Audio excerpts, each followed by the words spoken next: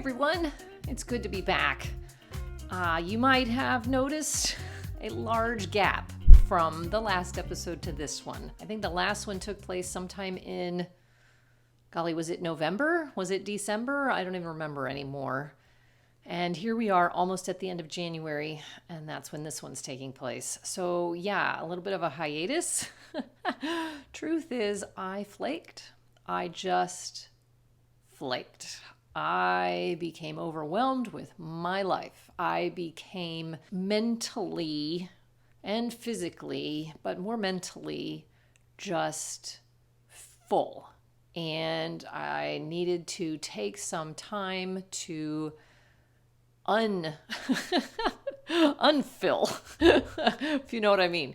One of those times where you are only doing the necessary, where you're only doing the fires that absolutely need to be put out at this point in time. You're meeting obligations, but only the obligations. You're not working ahead. You're not doing anything other than what you absolutely have to. And the rest of the time, okay, so maybe this is only me. The rest of the time you're on the sofa, maybe watching some Netflix, or you're going to bed early, or maybe you're going to bed late because you just don't really even care anymore. And so you're watching 20 episodes until 2 a.m, or that good book that you can't put down. There's no discipline to put it down because at this point it just doesn't seem like anything matters. Anyway, have you ever been there? That was me.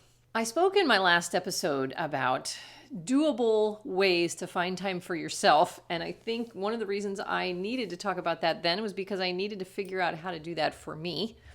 But since there was so much going on in my life, and the homeschool life is a lifestyle as well. It's not something that we just do for a couple of hours every day, right? It's a lifestyle. It's kind of a 24/7 deal. And then when you add other things in there, my job, the wedding during COVID, there just was a time period there where all I could do was what was necessary. So it got me thinking again, long around as the new year was starting, and you know how we get that desire to get the resolutions going and to change our lives. And I knew that this is not the way I wanted to live my life. So I got to thinking about time management again. And I can talk about time management habits that can help us maintain that even keel that we need and also keep the day running a bit more smoothly, help us maintain our sanity so that we aren't getting to that point of that overwhelm, that exhaustion mentally. The physical exhaustion is part of it, but for me, the mental is kind of what happens, seems to be a little bit more overarching, and then that contributes to the physical, or maybe it is just a real, equilateral relationship. I don't know, symbiotic for sure, right? I do believe that the way I was going, there was going to be some sort of crash and burn, and I don't want you to have that happen to you. And maybe you're like me and you do this on a fairly regular basis and you just want to put it past you once and for all. So some habits today we're going to discuss. How we can maintain that even keel so that we can better serve our families without sacrificing ourselves. There is going to be some overlap with the last episode. I kind of threw some points together and then realized, but I had that last episode. Maybe I better listen to it and make sure I'm not saying the same things again. Well, guess what? I'm going to be saying some of the same things again. But first of all, today's a new day, right? And we can always learn something new. And the way we're thinking about it today may be different than the way we're thinking about it yesterday. I know that's true for me. So while there is some overlap from that last episode, there's not going to be a lot. And what there is going to be new, fresh. I've got 5 things to talk about, 5 habits or practices to cultivate that will help you make the most of your day, that I have started back up with as of the new year, and I'm a happier camper. And I think you will be too. I feel like January is kind of that month where we want to get our lives organized again. So I thought I would present you with some information that might help with that. I have noticed a huge difference in my well-being already by putting these things together. So whether you like a loose schedule in your day or you like a slightly tighter one or a very much tighter one, these are habits that anybody can use. So it's not about scheduling per se. It's about certain things that we can do to make the whole day go better, no matter how you prefer to set it up. I want to take just a minute before we get started to let you know that this episode is sponsored by Ctc Math. Are you looking for a new math curriculum? Ctc Math specializes in providing online video tutorials that take a multi-sensory approach to learning. Favorably reviewed in Kathy Duffy's 102 Top Picks and in the Old Schoolhouse Crew review, the lessons are short and concise to help your children break down concepts and appreciate math in a whole new way. The lessons are taught the traditional way, not to a test. Each one of the video tutorials is taught by an internationally acclaimed teacher, Pat Murray, who is renowned for teaching math concepts in a simple, easy to understand way and in only a few minutes at a time. Using a multisensory approach, having the combination of effective graphics and animation synchronized with the voice of a friendly teacher together with practical assessment. This three-pronged attack makes learning so much easier and more effective. Even students who struggled with math are getting fantastic results. And ones who were doing okay before are now doing brilliantly. Visit ctcmath.com today to start your free trial. And just on a personal note, we switched to CTC Math from another algebra curriculum, and my daughter finally got through algebra. Just saying. I have a review of CTC Math on my website, and I'll post the link in the show notes. Okay, so let's talk about number one. Number one is instigate a morning routine. I got away from a morning routine for way too long, which meant that there were certain things that didn't get done on a regular basis or were done on haphazard basis throughout the day, and it wasn't a good thing. So I started back up with a morning routine, and I am definitely feeling much more in control of my day. And that would be why to have one. Why have a morning routine when, you feel like life is going okay otherwise? Here's the thing.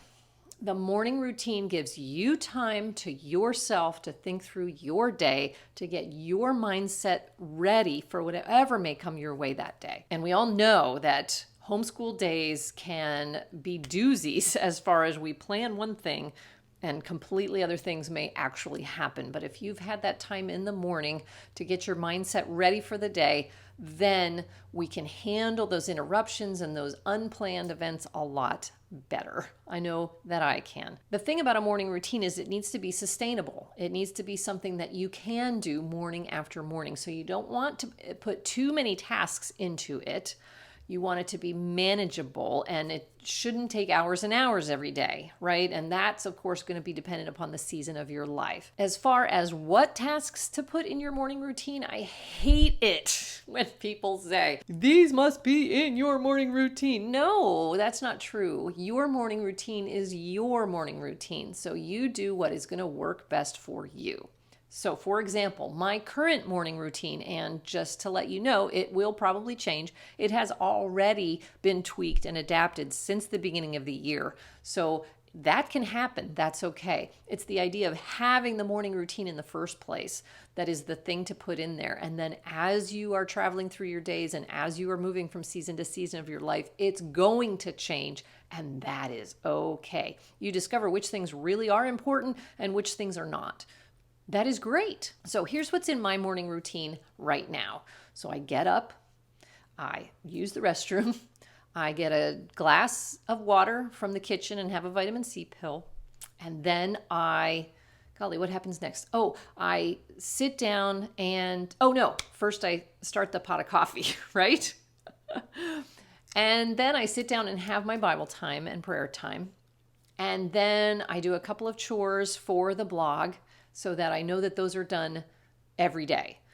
Those particular chores for the blog, I tried to set aside till later in the day and they wouldn't get done. So now I make sure they're part of my morning routine before I get back up off the sofa after having my Bible and prayer time. Another thing I do is I get out my planner and I make sure my day is considering all the things that need to happen that day. I set my big 3 for the day. This is something that Michael Hyatt talks about. Let me show you my new planner. I got and you on the podcast will not be able to see this, but you'll have to look on the YouTube video, right? I got a full focus planner. to start the year out, and I'm really, really enjoying it. And so one of the things that it suggests every day is the daily big 3. So you pick 3 things that you want to get done that day, not a gazillion. And this is going to play into something that I mention later, one of the other habits that I mentioned later in the podcast. So I'll do that during my morning routine. Look at what I've got planned for the day, rearrange as necessary, make sure I'm taking account of any appointments or anything, that must happen at a particular time that day. I also look over what the dinner menu is and get whatever meat out I need to thaw. That all happens. And then I take care of our animals. So then I feed and water the dogs. They've probably gone out with me when I first got up. Forgot to mention that. We walk outside, right? Take care of their little business. I feed and water the cats, and then I go out and take care of the chickens too, and this is actually all still in my jammies. Yes, I am one of those ladies who walks outside. I put a coat on over my bathrobe and I slip into some shoes that are waiting for me in the mudroom, and I walk out and I take care of the chickens, give them their food and water, and gather any eggs. So that is my morning routine. I cut it off before breakfast. These are the things that I want to get done before breakfast. But then after they're over, I want a little bit more, shall we say, authority over when things happen. I might do breakfast next. In fact, I usually do, but sometimes I might want to get dressed next. It depends on the day, and make my bed and all those other things. I don't include those as part of my morning routine because I know they're going to happen anyway. For me, the morning routine is the things that I might not otherwise fit in later in the day, so that I want to make sure they happen right then and there. The animals, it's not convenient for me to do those later in the day. I want to get them done first thing so that it's off my brain and I don't have to think about them any longer. So that's my morning routine. It may change next week. I don't know. But for now, it's working pretty well, although it did take a few tweaks to get to that point. So again, choose the tasks that motivate you, that help you get ready for your day. And they might be ones like me where it's just like, I need to do this right now so that it doesn't get pushed out of the way later. That's okay too. But I do suggest a morning routine as part of a time management strategy so that you can have a great day. So number 2 habit that you want to start incorporating time management wise, and I did discuss this in the last episode, is plan for margin in your day. Plan for it. Now, this is one that I am still working on. I tend to try to fit more in my day than I can reasonably do. Even my daily big 3 seems like I get done 2 of them and never the 3rd one. And that's so frustrating. I'm working on it. But here's the thing. This is one of the reasons I went into this whole time management study and got the new planner, is so that I could find ways to put margin in my day. And I know it's going to be a process, but the reason I, melted down, if you want to put it that way, the reason I turned into a flake for 2.5 months in the fall was because there was no margin in my day prior to that point. And you can only keep going that way for so long. So now I'm intentional about there needs to be margin. So what is that looking like for me right now? Well, most of it happens after dinner, when I can relax between dinner and bedtime. Now, in the past, you know what I was doing? I was working between dinner and bedtime, either at my outside job or at home on the computer. So that's not happening so much anymore, and I'm really glad of it. The rest of the day, I am also remembering that things are always going to take longer than you think they will. And so when I plan how much time it's going to take to do something, I usually plan extra time for how long it's going to take to do something. I'm still learning, though, about how long it takes to do these things. And I'm finding that they actually do take even longer. Now, part of that might be because I'm easily distracted. And so I need to learn to focus more, right? But the whole idea about margin is kind of twofold. There needs to be extra space in the day overall, and there needs to be extra space for each task so that you don't feel rushed, so that you are able to check things off your list and feel like you're getting somewhere. And again, I'm a work in progress on that, but we're getting there. Also, if you are one of those people who likes to plan your day according to time and then, block out this much time to do this activity and you don't have a planner that you like to use, I do have a daily planner that you can print out on the website. I designed this one a few years ago. I don't use it personally right now, but it's still a great design for it, and it might fit your season of life right now. So it comes in a Christian version where there's a spot to write your Bible verse, but it also comes in a version that doesn't have that spot. So either one, I'll put the link in the show notes so you can take a look at it and decide whether or not you want to print it out for yourself. So far, we have talked about having a morning routine, and we've talked about making sure there is margin or buffer, if you want to call it that, in your day. So number three is menu plan. I know, right? I can hear you groaning on this side of the microphone. Yes, I know menu planning can be stinko. I personally don't enjoy it. There was a time in my life where I was menu planning a month at a time. I don't do that anymore. It actually took longer than it should have because I would get so bogged down in trying to fill an entire month. So now I just do it a week at a time, and that seems to work pretty well for me. Why menu plan? What is the purpose? What is the advantage of menu planning? Okay, so for me, the main one is I'm not standing there at 6:00 at night wondering what to make for dinner. And, most of the meat in my house is frozen. So when you're standing there at 6:00 at night and you are realizing you're dealing with frozen meat, not a good situation. My family prefers to eat a little earlier in the day. I get so involved in things during the afternoon and then I lose track of time, and it's happened too many times in the past. If I have a menu plan, first of all, I'm looking at that plan every morning as part of my morning routine and getting out with the meat that needs to be thawed, right? Secondly, it's taking that decision off of my brain on a daily basis because it's already been made. Third, because it's there, it's reminding me that I do need to cook. And it's not some nameless, I need to figure out what to cook. No, I need to cook. Tonight it's going to be tacos, right? So it gives me a more set intention, if you will, to get out of my work and into the kitchen in a timely fashion so that the meal is ready when people want to eat and not 2 hours later.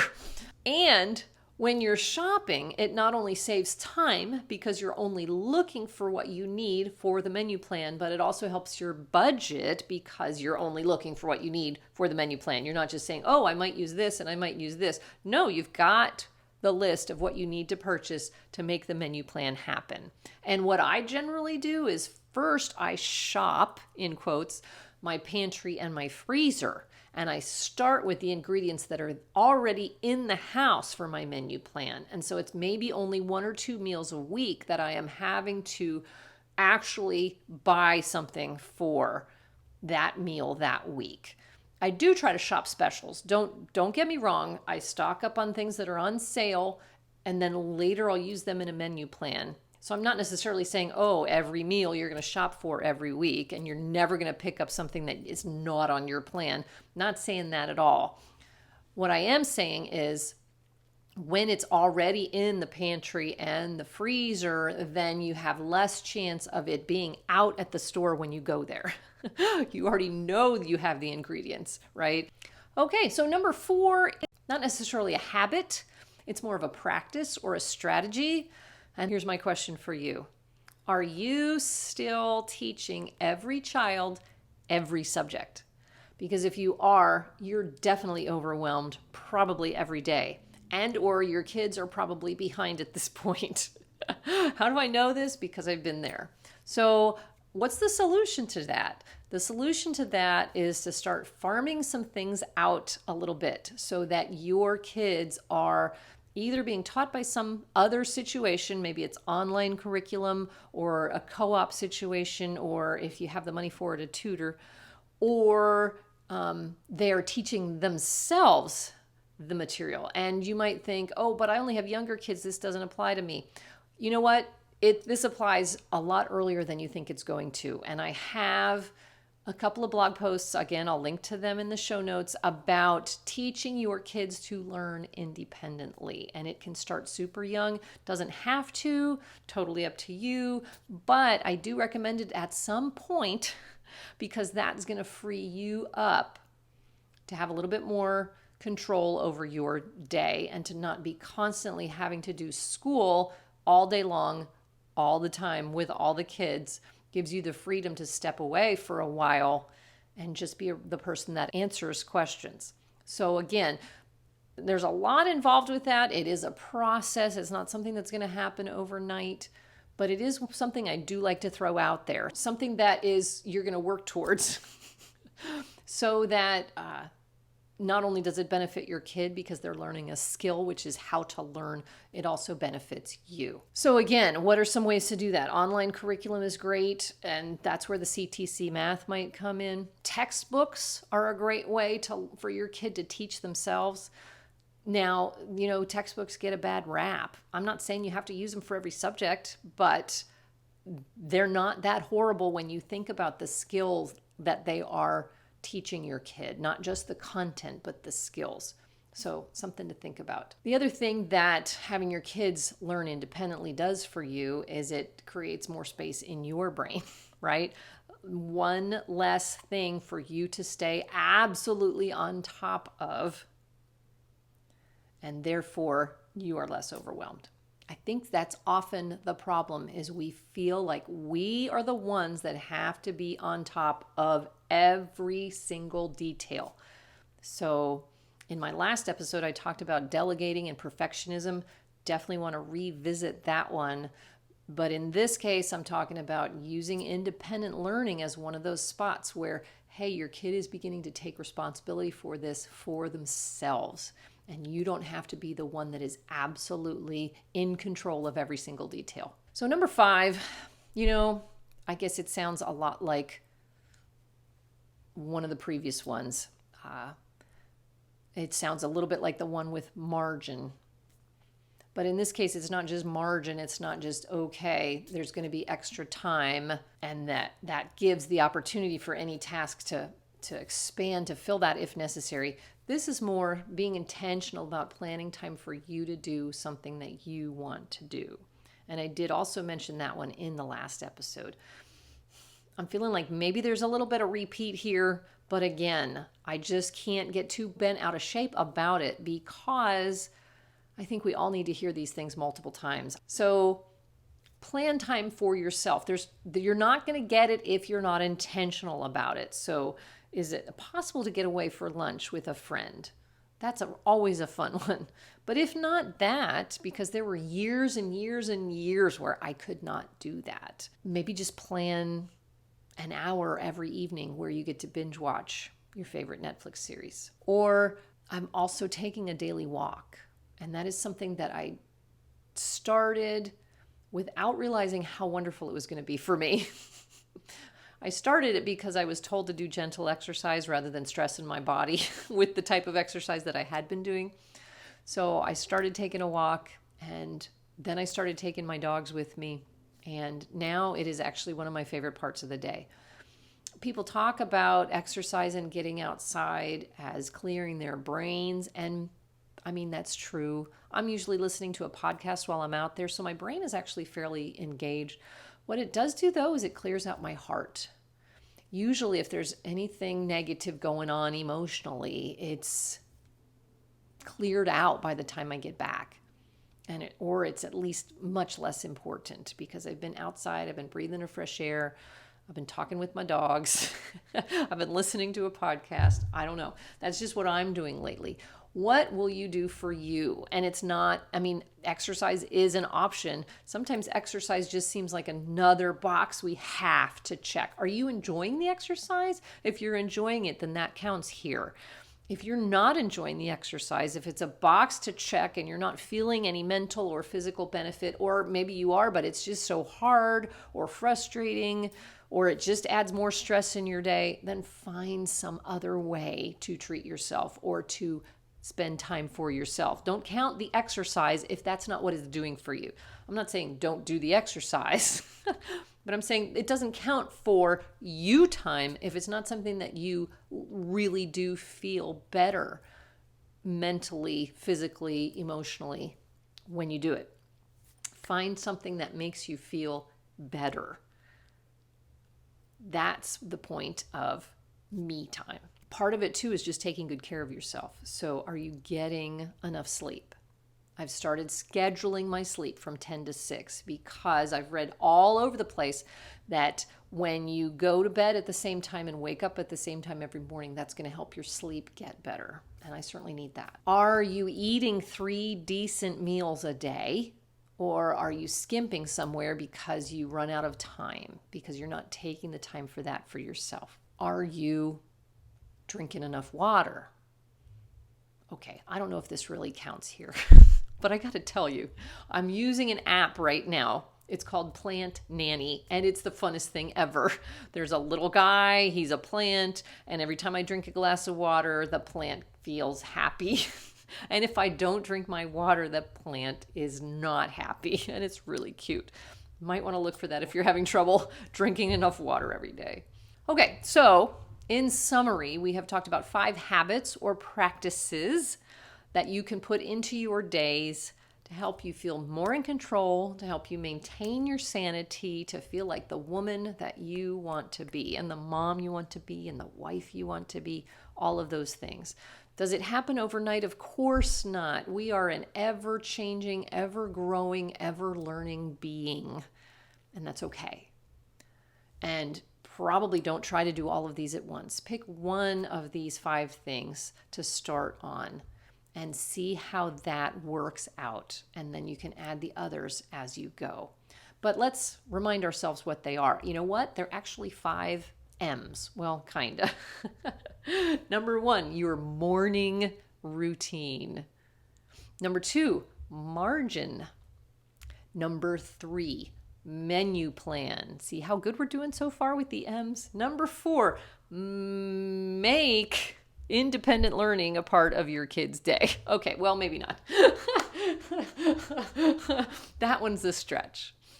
But number 5, me time.